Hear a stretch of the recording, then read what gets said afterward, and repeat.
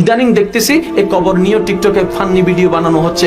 কবরের এই পাশে একজন এসে সালাম দেয়, ওই পাশ থেকে দেওয়ালের ওই পাশ থেকে একজনে বলে যে ওয়ালাইকুম আসসালাম, আমি তোমাকে ডাকতেছি। আরে মানুষ কি এত নিকৃষ্ট, আমাদের নোংরা, আমাদের মন মানসিকতা কি এত নিচে নেমে গিয়েছে? এই কবরের বিষয় নিয়ে ফান করছি। আসসালামু আলাইকুম ইয়া আলাল কবর।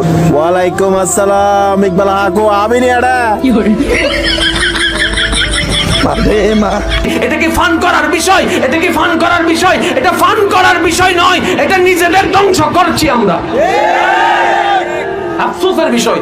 আরেকটা কাজ করবেন, আজকে থেকে আপনাদের এলাকায় যদি কারো টিকটক করতে দেখেন, তারা ডাকবেন, কথা কয় না কা, তারে ডাকবেন, ডাকেও কইবেন আমার সামনে টিকটক কর। আপনি শুধু এরকম করবেন, কর। মারার দরকার, ধরার দরকার না, থাকায় থাকবে, কর। কারণ ঠোঁট কালো দেখলে আমরা আন্দাজে বলি লোকটা মনে হয় সিগারেট খায়, আছে না নাই? সিগারেট না খেয়েও ঠোঁট কালো হতে পারে কি পারে না? বিয়ের পরে যদি কেউ হুন্ডা কিনে, বিয়ের পরে যদি হুন্ডা কিনে, কিসের হুন্ডা? এই দেখছেন, আন্দাজে মেরে দিছে যৌতুক। তো ও যখন হুন্ডা পাইছে বা কিনছে, থেকে আনছে, কত টাকা খরচ করে কিনলো, কেমনে আনলো, কিস্তিতে আনলো না সরাসরি আনলো, মাথার ঘাম পায়ে ফেলে আনলো না বন্দুকটা তলায় দিচ্ছে, জানেন আপনি? এগুলো ধারণা করেন কেন? আন্দাজে আন্দাজে ধারণা করেন কেন?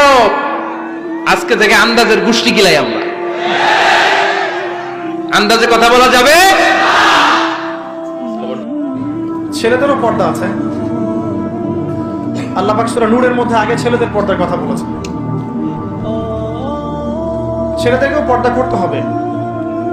এটার জন্য অনেকে অনেক বেগ পান, অনেক প্রশ্ন করেন।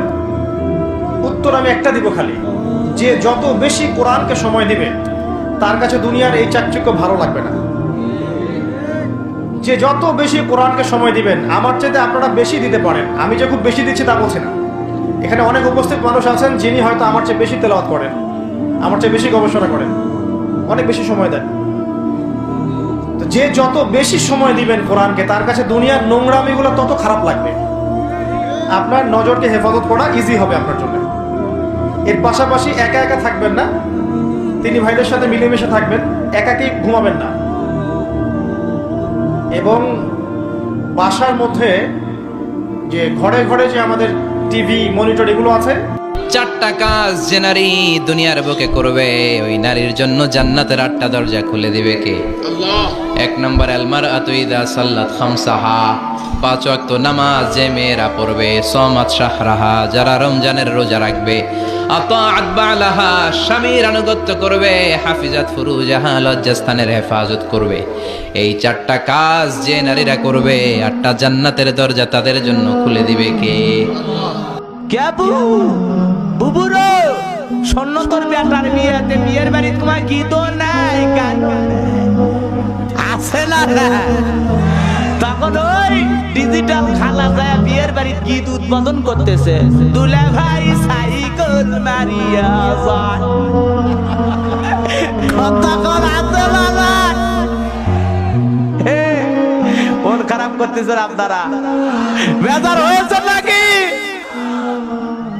কি যে শুরু হয়েছে বিয়ের বাড়ির, তো ছেলে গোসল করে দেয়, আছে কি না? নাই, গোসল করে দেওয়ার গীত, পানি ঢালে দেওয়ার গীত, সাবান মাখে দেওয়ার গীত। আরে ভাবিরা কি কায়দায় সাবান মাখে দিচ্ছে, জায়েজ না হারাম?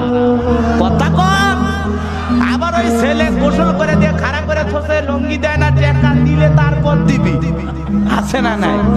কেরে ওই কায়দায় এই শীতের দিনে যদি একটা ছেলের বিয়ে দেওয়া হয়, যেদিন আমরা আল্লাহর কাছে ফিরে যাব, সেই দিন যদি আল্লাহ জিজ্ঞেস করে, বান্দা তোকে আমি 50-60 বছর একটা বিষা দিছিলাম, বান্দা বলবে আল্লাহ দিছিলা। তোর খাবার দরকার আমি দিছি নাই, দিই নাই, আল্লাহ দিছ। তোর সৌন্দর্য দরকার দিই নাই, দিছ আল্লাহ। বান্দা তোর সম্মান দরকার আমি দিই নাই, আল্লাহ দিছ। তোর স্ত্রী পুত্র স্বামী দরকার আমি দিই নাই, আল্লাহ দিছ। তোর যা দরকার সব আমি দিছি তো, আল্লাহ দিছ। এবার আল্লাহ যদি জিজ্ঞেস করে, ওই দুনিয়ার থেকে আসার সময় আমি আল্লাহর জন্য কি আনছো? একটা জিনিস তো আমার জন্য আনছস নিশ্চয়, একটা জিনিস আমাকে দে। সেদিন আল্লাহকে কোন জিনিসটা দিবেন? নিজেকে প্রশ্ন করেন, উত্তর দেওয়ার দরকার নাই, নিজেকে প্রশ্ন করে দেখেন। দেখেন আপনার ব্রেনে বলছে কিচ্ছু নাই। পাপ আর অন্যায় যদি কিছু হয়েও থাকে, তাহাজ্জুদের নামাজ পড়লে তাহাজ্জুদের নামাজ পাপগুলোরে ধুয়ে মুছে সাফ করে দেয়। বিশ্বাস করুন, কোরআন আমার সামনে আল্লাহর কসম, কোন জীবিত পীর, কোন মৃত্যু পীর আমার ভাগ্যের ভালো বা মন্দ করার কোন অধিকার রাখে না।